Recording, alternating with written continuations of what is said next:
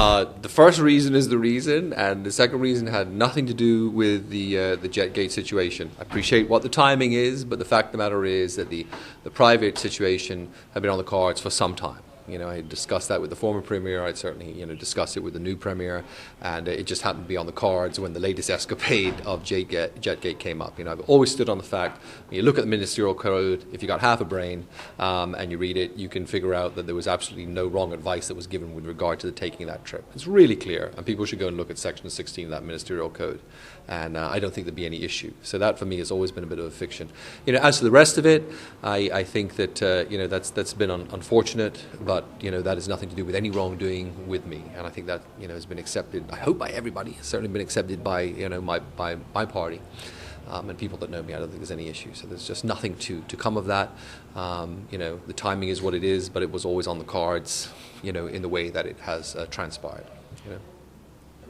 There's been a recent news report saying that Cabinet Secretary Donald Scott approved the Jetgate trip, and those comments have been attributed to you. Yeah. Can you confirm whether or not Mr. Scott had anything to do with the trip, and did he approve it? Absolutely not. And I have to say, when I saw the article and these things happened, my first phone call was to Mr. Scott, who I like very much and worked with and respect. I owe him some wine now, I'm sure. That's something we both enjoy. But I called him up, and what I did actually was in explaining, the process of taking a trip. I pointed out to the reporter that, my travel form, as it is, that we have to fill out, which clearly detailed where I was going, the mode of transportation, and so on and so forth. The process is that when a minister does that, those things go down to the Cabinet Office, which was done in this instance for the Premier to ultimately sign off and approve.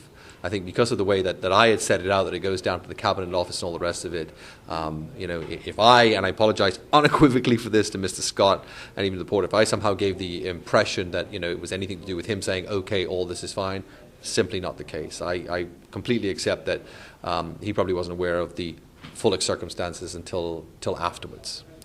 That doesn't change the fact that I totally stand on the fact the ministerial code wasn't broken, but it certainly wasn't anything to do with Mr. Scott saying, okay, yeah, this is all fine, off you go. It was just showing that, I think the impression had been given that people had snuck off on a jet to go somewhere, and it just wasn't that way. All the formalities of saying, hey, as a minister, I'm leaving the country tomorrow, this is the person who's the acting AG, I'm traveling on a private jet, that was all on there, I'm going here, these are the reasons that I'm going for, to meet and have discussions, and that was the extent of it. They weren't, and it clearly set out even on there that this was not a negotiation with anybody. That was key. It was just information, which is what happened.